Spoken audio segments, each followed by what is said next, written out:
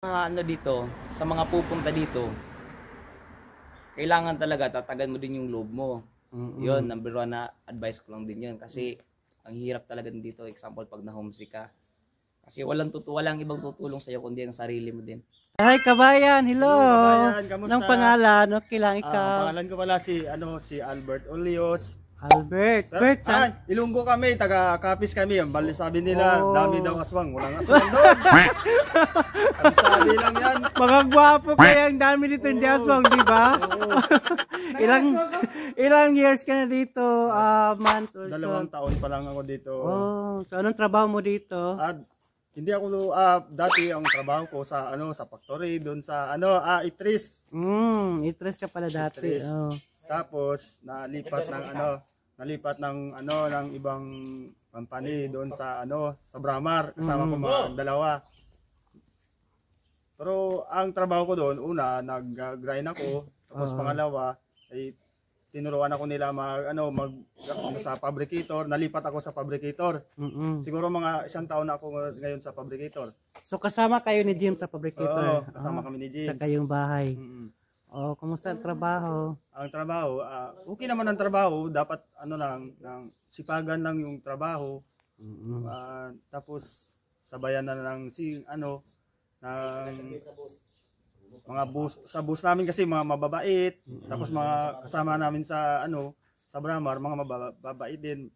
Marami kaming Pinoy doon, almost 55 ata na Pinoy. Oh, maganda, marami kayo doon. Shout out sa mga kasama ko diyan sa Bramar, sa fabricator, sa Niboy, Jeans, si Toto Perse, si Toto Louie, si Boss Jumel, si Uncle Aaron, sino pa? Si Bay, Ronald. Sino pa nga yung ko doon kasama? Si Boss Tungtong. Si Kuya Kinit. Mga kasama ko doon sa Bramar, mga mababait na tao. So, ilan bang mo dati pagdating mo placement fee dito? Magkano? Kunti lang yung placement fee ko, mga siyempre pag ibang Europe, aabot ka talaga ng malaki-laki. Estimate na siguro mga 200k. Dala na yung mga gastusin. So, mga ilang oras kayo trabaho doon? Siyempre rin. Depende lang sa inyo. Mas maganda sa Bramar kasi aabot kami ng 10 to 12 hours. Oh, maganda. Malaki yung kita yun. Tama lang. Tama lang naman yung kita. Tapos yung pagod mo, tama lang din. Oo. May talaga kapalit yung pagod. Pag nagsipag ka, dadagdagan yung sahod mo. Ma-advise mo sa mga balak magpunta rito, sa mga kagayang fabricator? Sa magbalak. Yung mga advice ko lang na mapunta dito, tiyaga lang sa pag-apply, tiyaga lang paghintay ng mga requirements. Tapos sa mga trabaho na gusto nilang ipasukin, example mga sa factory, mas maganda din kung factory. Tapos kung may mga other na mga nalalaman ka, pag may mga other choice na opportunity, pwede mo nang pasukin yon. So, wala ka ba yung shoutout sa atin, yung jowa mo sa Pinas? Shoutout ko yung jowa ko sa Pinas. Asawa mo? Si Madam Ninya. Tapos yung mama papa ko, shoutout ko din. Yung anak ko si James, si James Olios yun. Shoutout ko.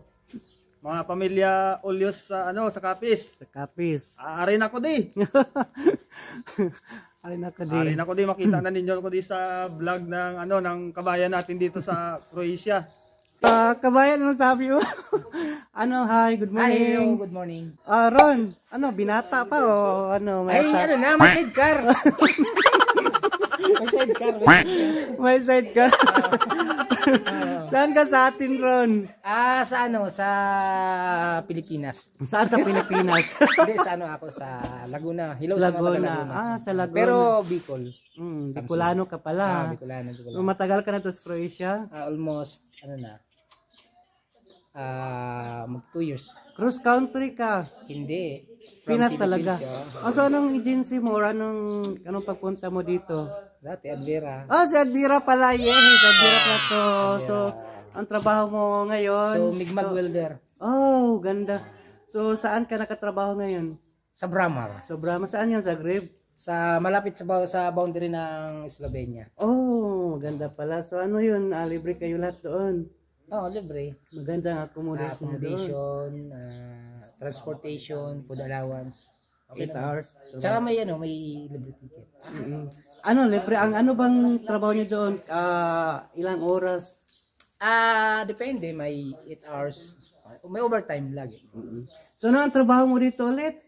Mig-mag welder. Mig-mag welder. So anong sa mga gusto, mga gagaya mo welder, may papayo ka ba o sa kanila na gusto mo? So yung mga skilled dyan sa Pilipinas o kaya sa Saudi or saan mang bansa, huwag natin sayangin yung yung knowledge natin sa karangan ng welding. I-apply natin dito sa madali lang naman. Kung may legit dyan na agency sa Pilipinas, i-grab nyo kaagad. Sayang nung panahon ba? Hindi ba? Sayang. Sayang ng panahon. So ngayon, nakahanap ka na ng Croatian dito. Naku, may sidecar eh. May sidecar. Malay natin. Wala ka bang shoutout sa pamilya mo sa Pinas? Shout out sa pamilya ko dyan, pamilya Alimanya, Kabanayan, sa mga tropa pits dyan sa Kabuyaw, yung mga kasamahan ko dyan na player, basketball. Mga basketball player mo doon. Shout out. Kapitan natin si Kabayan. Hello, Kabayan! Ay, Kabayan! Kamusta? Kumusta? Anong pangalan? James Harold Dualio po. Akala ko si James Reid. Ang Si gwapo. Harold James. Binata pa? Binata. Naghahanap ng jowa. Nakita ko dito ng vlogger. Hi! Thank you. Ilang months ka na dito, James? Magto 2 years na po. Mag 2 years, tagal-tagal na pala. Oo So, saan ka nagtrabaho ngayon? Yung trabaho namin, same din sa na-interview mo nung nakaraang araw. Si Aaron na Alemania. Si Aaron? Oo. Ganun ba? Tapos, Kayo? Bramar din ako. Tapos, tawag sa fabricator, kumbaga sa dito, tawag niya dito Peter. Oo. Locksmith. Locksmith. Kumbaga sa Harbatsky na term, locksmith. So fabricator ka dito. So, okay bang kumpanya niyo? Di okay naman kung sa akin kasi bihira ka lang makasahod ng ganito kalaki kung tutuusin. Wow! Congratulations! Daming pera. Parang nanalo ka sa luto every sahod. Swerte. So, anong mga libre sa bahay niyo? Sa amin naman, free accommodation, free food allowance. Tapos may free transportation. Yun lang yung free doon sa agency ko na pinasukan ngayon. Pero sa sahod naman, mo yung sahod? Pero kung tutusin, mas malaki-laki talaga sahod dito kung tutusin. Hindi ka pala direct? Hindi po. Agency. Iba yung ng direct eh. So, iba. marami rin kayo mga Pilipino doon. Halos abot kami ng 60 plus siguro. Dami pala kayo, no? 48 ganyan, abot ng 48. So James, anong masasabi mo sa mga ibang fabricator? Ano ka, fabricator? Fabricator. Diba? So anong ma-advise mo sa kanila balak magpunta dito? For those fabricator sa Pilipinas. Lahat ng fabricator sana sa Pilipinas, kung may agency din kayong mahanap kaagad, kahit paggagastos kayo siguro abot ng 250,000, nyo na yan na opportunity. Kasi ang 250,000 na yan, makukuha mo lang yan dito siguro. Maximum na yung 1 taon. Sa pangalawang taon, wala na yon, kabuuan na yon. May sahod ka na. May sahod ka ng ganto, nakagala ka pa sa ibang bansa. Tama. Tapos ang hirap lang dito pag nag-winter na. Pag summer walang problema. Pag sa winter naman, kung gusto mong gumala, kung wala kang sasakyan, hirap talaga. Kaya nakabili din ako dito sa awan ng Diyos. Wow! Nakabili din ako dito ng Saan yan? Ng kulay-pula? Hindi ko dinala kasi ito pinahiram na sa akin ni Jet. Wow. Pinahiram sa amin to. Yung unang sasakyan ko Hyundai Accent, tapos yung pangalawa Seat. Okay. So, swerte. James, wala ka bang ma-shoutout sa pamilya mo, sa jowa mo sa Pinas? Shoutout sa Dualio family, sa Bisaya, ang akong uyab na si Krista Malin Jane Duan. Wala ka bang plano na papuntahin mo siya dito? Hindi, ang bala ko talaga din, next year siguro, or next year. Gusto ko sana siyang maglaan din ako ng pera sa kanya, mag-iipon ako para makuha ko din siya. Oo. Para ma-realize din yung buhay ng abroad din. Tama. Tapos sobrang ang saya din sa ano ba sa Croatia. Croatia. Mama, Papa. Ma, pa, ngayon nakita ko tong vlogger pa. Sa buong mundo. Parang wawawin niya ko. Nakita ko na to. Oh, Yun lang po, yun lang po. James, anong ma-advise mo sa mga balak magpunta dito? Yung advice ko lang din sa mga ano dito, sa mga pupunta dito, kailangan talaga tatagan mo din yung loob mo.